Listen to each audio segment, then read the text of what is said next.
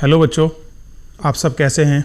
मैं उम्मीद करता हूं कि आप लोग बहुत अच्छे होंगे और अपनी पढ़ाई बहुत अच्छे से कर रहे होंगे।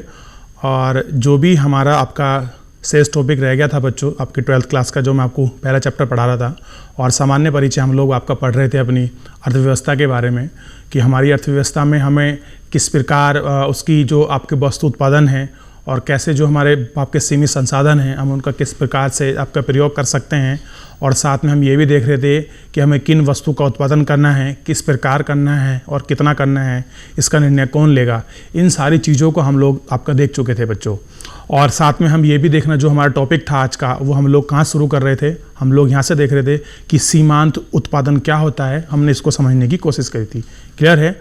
और सीमांत उत्पादन में हम लोग ये कोशिश कर रहे थे कि अनाज जो था आपका और कपास को लेकर उसकी जो संभावित मात्राएं हैं उनको आपको दिखाने की आपकी ग्राफ के माध्यम से, और जो एक वक्र बन रहा था उसको समझाने की आपकी जो हमारी कोशिश थी वो चल रही थी, क्लियर है बच्चों। और इस कोशिश में हमारा जो टॉपिक आपका बीच में छूट गया था वहाँ से कंटिन्यू करेंगे, और साथ में एक मैं आपको छोटा सा रिवीजन भी मैं आपको बताऊँगा बच्चों। ध्यान दीजिए डिजिटल बोर्ड की तरफ बच्चों।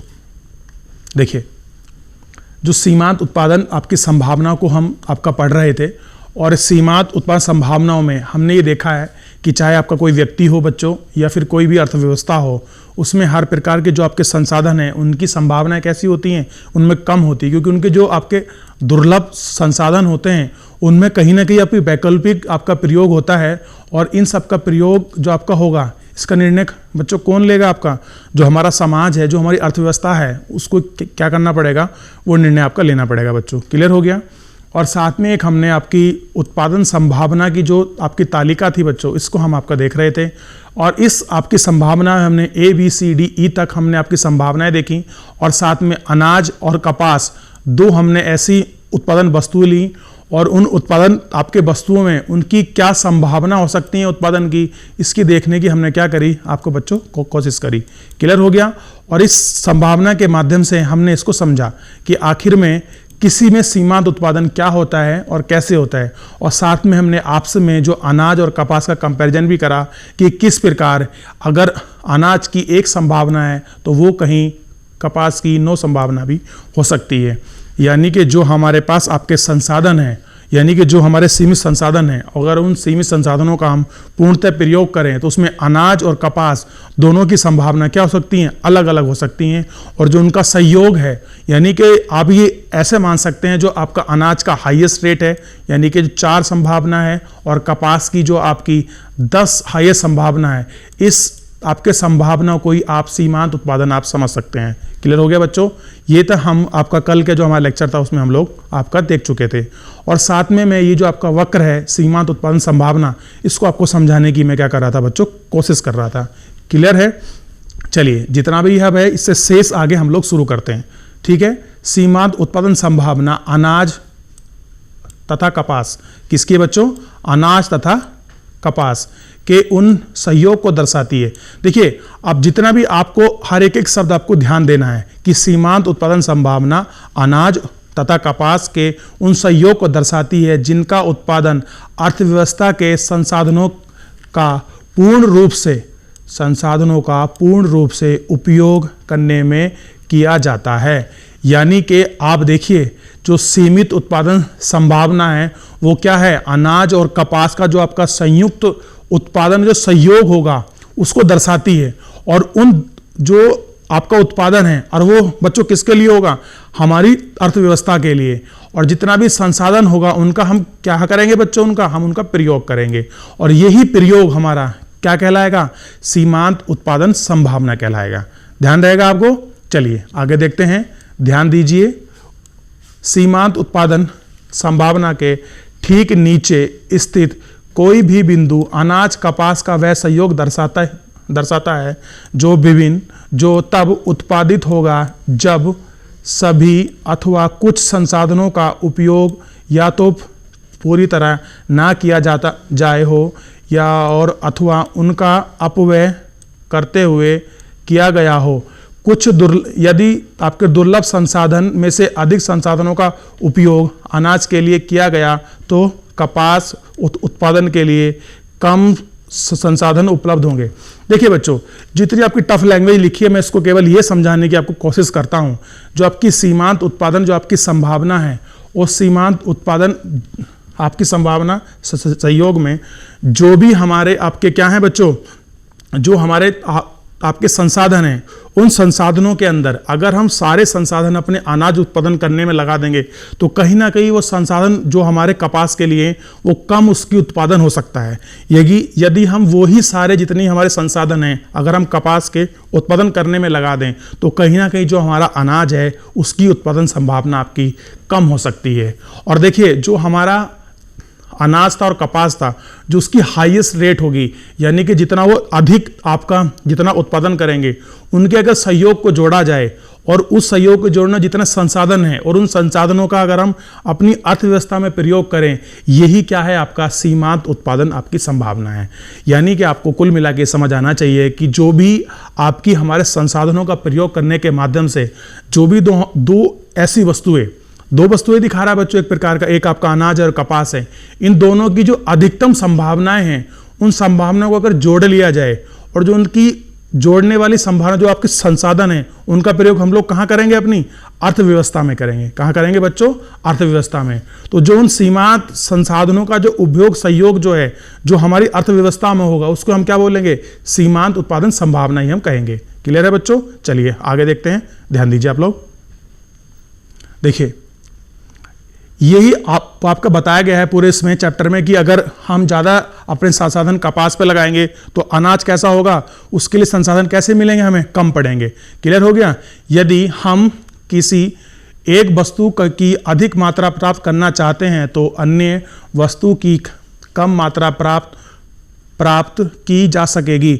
यानी कि आप बच्चों सिंपल देखिए, कोई आपका ऐसी चीज़ है कि अगर हम कोई अपना रिसोर्स अगर किसी एक चीज पे ही अगर अपना वो रखेंगे, फोकस बेस रखेंगे, तो उसकी मात्रा तो अधिक होगी, लेकिन जो अन्य चीज है जो आपके दूसरा हम लोग उत्पादन करने की कोशिश कर रहे हैं वो कहीं ना कहीं आपकी कम हो जाएगी, उसकी मात्रा हमें कम प्राप्त होगी। क्यों प्राप्त होगी बच्चों? क्योंकि जितना भी हमारा संसाधन है और हम किसी एक वस्तु विशेष के ऊपर केंद्रित कर देंगे और जो भी हमारे संसाधन है हम चाहेंगे कि वो सारा हमारा प्रयोग करें और उसको आपके प्रयोग के माध्यम से जो भी हमें रिजल्ट्स मिले, जो भी हमारी उत्पादन होए, जो भी हमारी उपभोग आपकी चीज़ें होगी वो कैसी होगी, बहुत अधिक मात्रा में हो। जब हम अपने संसाधन किसी एक ही वस्तु पर केंद्रित करेंगे तो आप सोच के देखिए बच्चों, जो आपकी दूसरी आपकी वस्तु है, जाहिर सी बात है उसमें संसाधन कम पड़ेंगे और कम पड़ने के उपरांत क्या होगा, उसकी उत्पादन की मात्रा कैसी हो सकती है, आपकी कम हो जाएगी। यही कारण है। क्लियर है बच्चों? और यही आपको समझाने की क्या कर रहे हैं, कोशिश कर रहे हैं। इस प्रकार एक वस्तु के कुछ अधिकांश मात्रा प्राप्त करने के बदले में दूसरी वस्तु की कुछ मात्रा को छोड़ना पड़ता है। यानी कि अगर आपको एक मात्रा अगर आपको अधिक प्राप्त करनी है, अगर आपको मान लीजिए आपको कपास अधिक चाहिए तो जाहिर सी बात है बच्चों, जो अनाज है उसकी मात्रा दूसरे को आपको छोड़ना पड़ेगा, क्योंकि संसाधन जो आप किसी एक ही चीज पर क्या करेंगे, फोकस करेंगे और दूसरे में कहीं ना कहीं वो कैसी हो जाएगी, कम हो जाएगी बच्चों। क्लियर है? ध्यान रहेगा। तो केवल अब तक यही बताने की कोशिश करी है कि सीमांत उत्पादन आपके संभावना के अंदर जो आपका दिखाया गया है वो किसी की हाईएस्ट दो वस्तुएं ऐसी होंगी, चाहे आपकी मान लीजिए अब तो यहाँ आपका कपास और अनाज है, इसकी जगह आपका अगर आपका चावल या कोई अन्य चीज़ हो जाती, चाहे आपका पटसन है और जो उनकी हाईएस्ट रेस्ट है, चाहे मान लीजिए आपके पटसन की हाईएस्ट रेस्ट है हो, जिस प्रकार में देखिए जो हमारा आपका कपास है बच्चों, इसकी 9 क्या थी, हाईएस्ट संभावना थी, कितनी थी 9 और इसकी कितनी थी 4।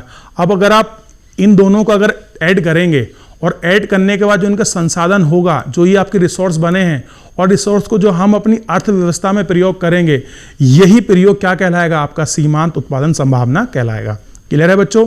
और साथ में हमें यह भी बताया गया है कि जो हमारे संसाधन हैं, अगर हम किसी एक ही चीज़ पर अपना ज़्यादा फोकस करेंगे तो दूसरी चीज़ हमसे क्या हो जाएगी, हमें कम मिलना शुरू हो जाएगी। क्लियर हो गया? क्योंकि कहीं ना कहीं वो चीज़ें हमसे छूट जाएगी। आगे देखते हैं।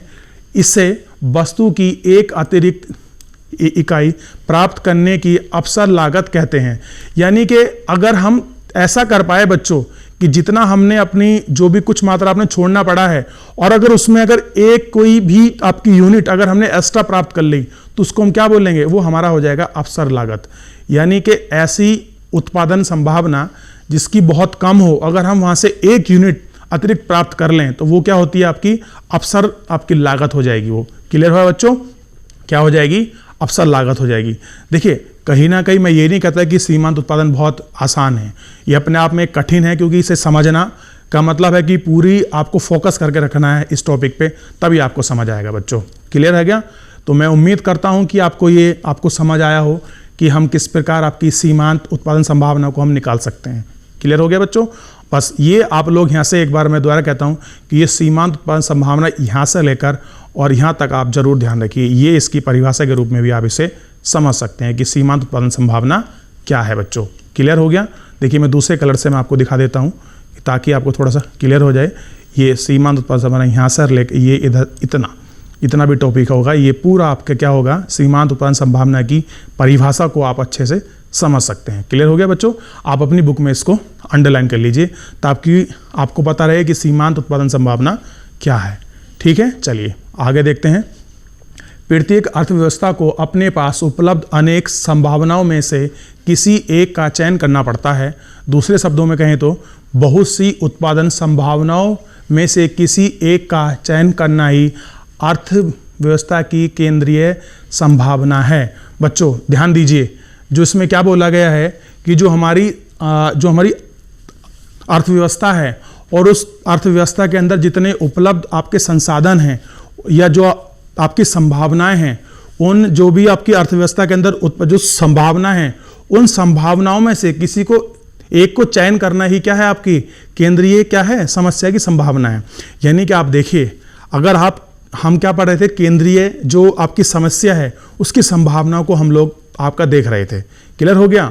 और उसमें एक ही रिजल्ट निकल के आया कि जो भी हम विकल्प चुनेंगे वो क्या होगा, केंद्रीय समस्या होगी बच्चों। और यही पूरा आपका टॉपिक था जिसे मैं आपको समझा रहा था। क्लियर हो गया? कहीं ना कहीं अपने आप में बहुत कठिन है, क्योंकि अर्थशास्त्र पढ़ने के लिए बहुत ज़्यादा हमें अपना फोकस करना पड़ता है। क्लियर हो गया बच्चों? चलिए आगे ध्यान दीजिए आप लोग बोर्ड की तरफ। देखिए अब हम लोग क्या पढ़ रहे हैं, आगे का जो हमारा आपका टॉपिक है बच्चों, ये है आर्थिक आपके क्रियाकलापों का आयोजन। क्लियर हो गया? अब जो भी हमारे आर्थिक क्रियाकलाप हैं उनका हम आयोजन किस प्रकार से करेंगे ये हमें देखना है। क्लियर हो गया? हमारी चैप्टर के अंदर ही नया आपका टॉपिक दूसरा शुरू हो गया। देखिए आर्थिक आपकी क्रियाकलाप की आधारभूत समस्या को या उन व्यक्तियों का निर्बंध आंतरिक क्रिया द्वारा किया जा सकता है। यानी कि आप देखेंगे जो भी हमारी आर्थिक क्रियाकलाप की समस्या हैं, उन जो हमारे व्यक्ति हैं उनको आप बिल्कुल आप अंतिम रूप से आप उन्हें देख सकते हैं कि उनकी जो आपकी क्रिया हैं वो आपकी किस प्रकार हुई हैं, जो आपकी अंतिम क्रिया हैं वो किसे आपकी हो रही हैं, किस माध्यम से हो रही हैं, आप इसको समझ सकते हैं। जैसा कि आपका बाजार में होता है, आप देखिए, आप बाजार में देखेंगे जब आपकी वस्तु बनती हैं तो कहीं ना कहीं वो बिल्कुल एक अंत रूप में, फाइनल के रूप में हमें क्या होती हैं, आपके बाजार में प्राप्त होती है। अगर कोई वस्तु आप लेने जाओगे बाजार में तो पूरी कंप्लीट होगी, ऐसा नहीं होगा कि इसमें कुछ ना कुछ छुटा होगा। बिल्कुल आपको एक फिनिश अंतिम रूप में हमें आकर प्राप्त होती है। मान लीजिए अगर कोई आपका टीवी बना है या कुछ भी बना है तो उसका कोई पुर्जा कहीं से आया होगा, उसका बॉक्स कहीं से आया होगा, उसका कांच कहीं से लगा होगा, और अंतिम रूप से हमें कहाँ मिलती है, पूरी वो आपकी बाजार में मिलती है बच्चों। क्लियर हो गया? जैसा या सरकारी जैसी केंद्रीय सत्ता द्वारा सुनियोजित ढंग से किया जा सकता है। अब देखिए जो भी आपका क्रियाकलाप का जो भी बच्चों आयोजन होना है, यानी कि जो भी आपके क्रियाकलाप होने हैं उसके दो माध्यम में बताए गए हैं। एक पहला माध्यम है जो आपके व्यक्ति द्वारा करा जाएगा, और दूसरा माध्यम है कि आपकी जो हमारी सरकार है वो सरकार क्या करेगी, उसको सुनिश्चित करेगी, उसको निश्चित करेगी कि किस ढंग से किया जाए, कि आपका निजी हाथों में जाना है कि आपका सरकार करेगी। और इसका सारा जो आर्थिक क्रियाकलाप होना है इसका आयोजन पर ध्यान रखा जाएगा कि वो आपका व्यक्ति विशेष पर निर्भर करे या फिर आपकी सरकार पर। क्लियर हो गया बच्चों? चलिए आगे देखते हैं। अब है केंद्रीकृत योजनाबद्ध अर्थव्यवस्था, इसको देखने की हम लोग समझने की कोशिश करेंगे। यानी कि अब तक हम जो भी हमने पढ़ा हम यही देख रहे थे कि जो हमारी संभावना था वो किस प्रकार थी, और उसमें हम क्या देख रहे थे, आपकी समस्या को हम लोग आपका देख रहे थे बच्चों।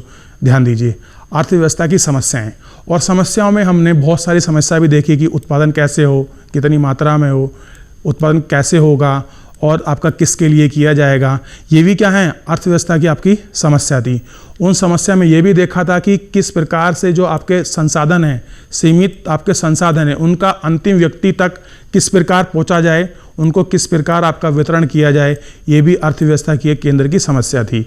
उसी केंद्र की समस्या को हमने आपका देखते हुए अंतिम रूप से जब हम सीमांत उत्पादन समझ रहे थे, उसमें यह भी बताया था जो हमारी बहुत सी उत्पादन संभावनाएं हैं, अगर हम किसी एक का चयन करते हैं, एक को लेते हैं, वो भी क्या है, अर्थव्यवस्था में क्या है, समस्या है।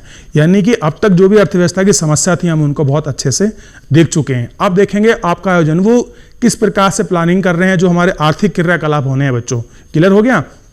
तो उस आर्थिक क्रियाकलाप के अंदर है आपका केंद्रीकृत योजनाबद्ध आपकी अर्थव्यवस्था। इस पर हम लोग आपका ध्यान देंगे। ठीक है बच्चों, ध्यान दीजिए।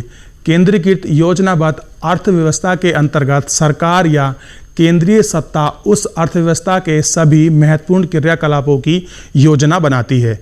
यानी कि बच्चों आप ये देखिए, जितनी भी अर्थव्यवस्था के अंदर जो भी आपकी चीज़ें उत्पादन होंगी, उस उत्पादन के लिए जो अभी आपकी नीति बनेगी या जो भी आपकी पॉलिसी होगी या फिर आपकी योजना होगी, ये जो भी हम कुछ उत्पादन करेंगे अपनी अर्थव्यवस्था में, उसके लिए किस प्रकार की योजना होगी, उसके लिए कौन बनाएगा उसको, आपको बच्चों जो हमारे केंद्रीय स्तर की सरकार यानी कि जो हमारी सरकार है वो उसको आपका निर्णय लेना पड़ेगा बच्चों कि ये जो हमारा उत्पादन करना है किस प्रकार हो। ठीक है, कौन लेगा, केंद्र लेगा।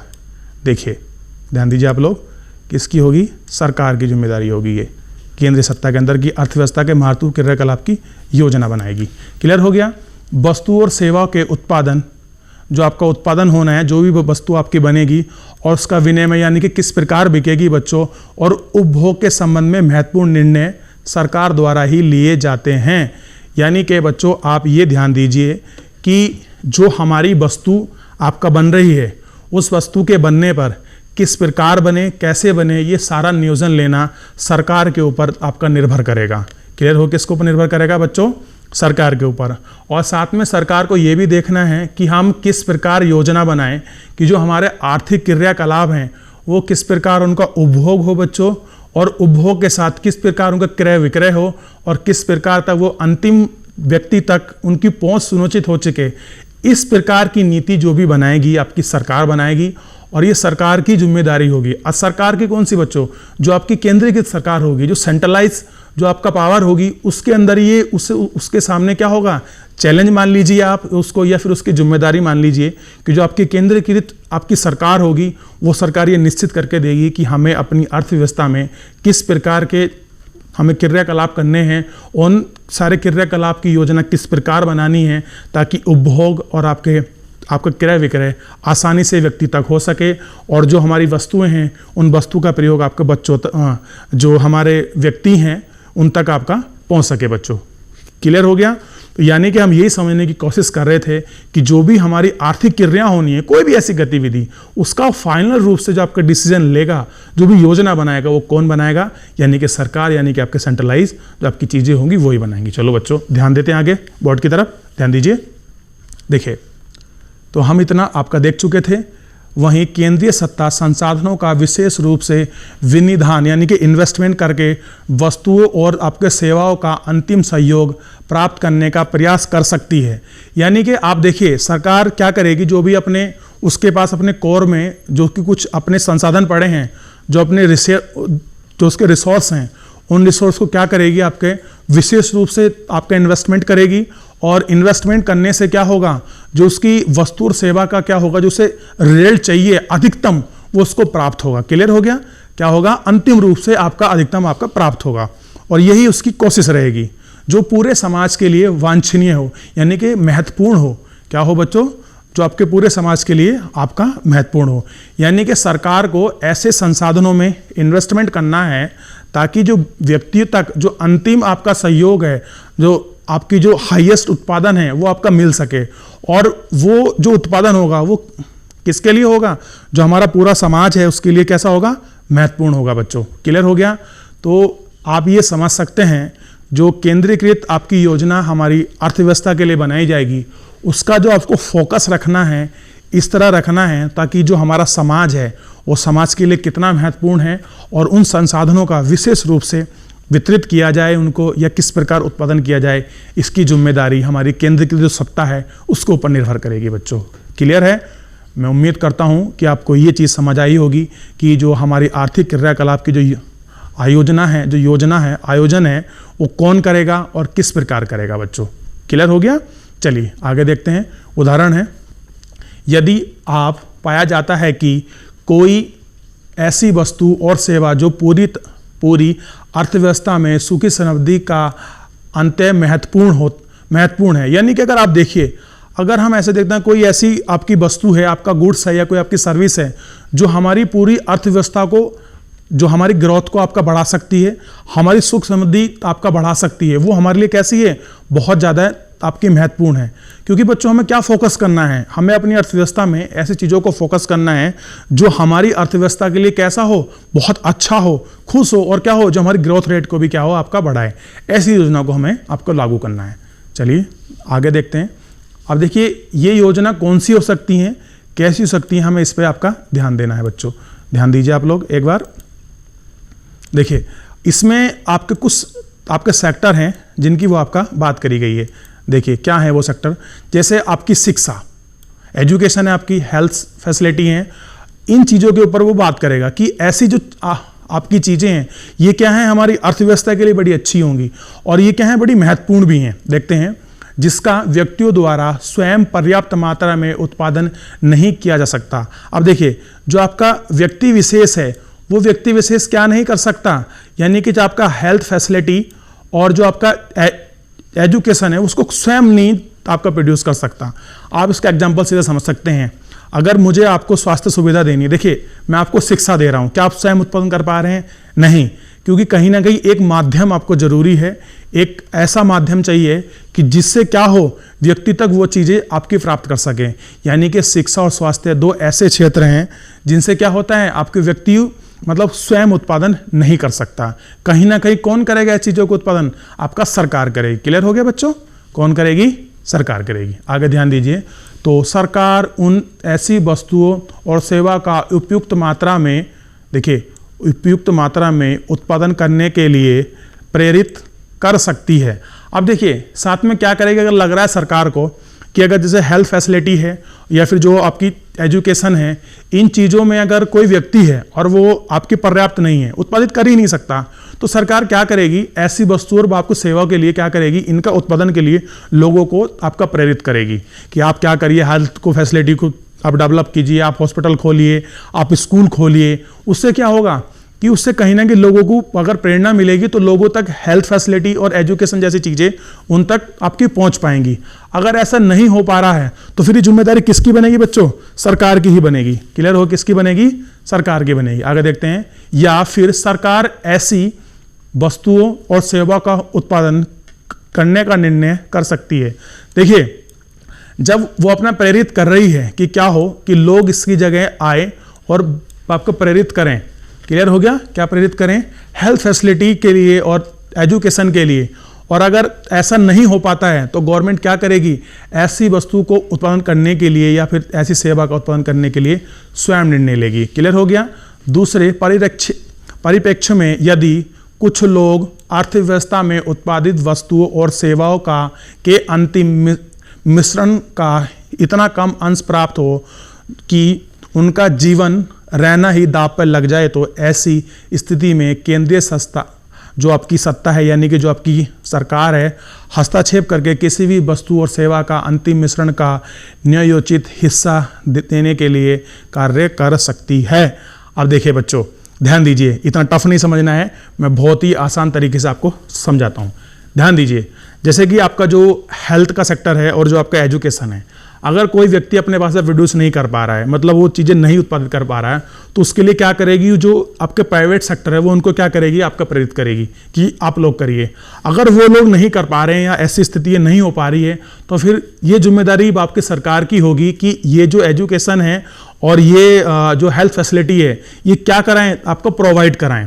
और अगर ये सब चीज़ें जो आपको प्रोवाइड कराती है और प्रोवाइड आपका कराने में कहीं ना कहीं अगर उसे ऐसा लगता है कि व्यक्ति विशेष का जीवन दांव पे लग चुका है, वो चीज़ें उसको प्राप्त नहीं हो रही हैं, तो वो अपना हस्तक्षेप करके, यानी कि अपना अपने माध्यम से क्या कर सकती है, वो वस्तु व्यक्ति को अंतिम उपभोग और सेवा आपकी प्राप्त करा सकती है। यानी कि इतना जितना मैंने आपको टफ समझाया है, इसका रिजल्ट यही निकलता है कि अगर कोई चीज़ आपकी जैसे कि एजुकेशन सेक्टर है या आपका हेल्थ सेक्टर है, अगर वो आपका डेवलप नहीं हो पा रहा है या व्यक्ति तक उसकी पहुंच नहीं बन पा रही है, तो सरकार उसमें अपना हस्तक्षेप करके व्यक्ति विशेष तक एजुकेशन और आपकी हेल्थ फैसिलिटी को आपको प्रोवाइड कराएगी। ये जिम्मेदारी है सरकार की, केंद्र की जिम्मेदारी है, और इसी प्रकार से आपकी योजना बनाएगी ताकि अंतिम जो आपका पायदान पर बैठा जो व्यक्ति है उसको ऐसी सारी सुख सुविधा आपकी प्राप्त हो सके। बच्चों, तो अब तक हम यही समझ रहे थे कि किस प्रकार से हमारी जो केंद्रीकृत आपकी योजना बननी है अर्थव्यवस्था के लिए, कैसे फोकस किया जाए और क्यों किया जाए, इसका हमने ध्यान रखा था। बच्चों, मैं उम्मीद करता हूं कि आपको सीमांत उत्पादन संभावना और जो मैं आज ये पढ़ा आपको समझ आया हो। क्लियर हो गया बच्चों? तो आप एक बार घर जाकर जरूर पढ़िए, और कोई अगर ऐसा बच्चा रह गया है जो आज हमारी क्लास नहीं पढ़ पाया है, तो आप हमारा DD उत्तराखंड यूट्यूब चैनल के माध्यम से वो हमारी क्लास पढ़ सकता है। बच्चों, मुझसे जुड़ने के लिए बहुत बहुत धन्यवाद। आपका दिन शुभ हो।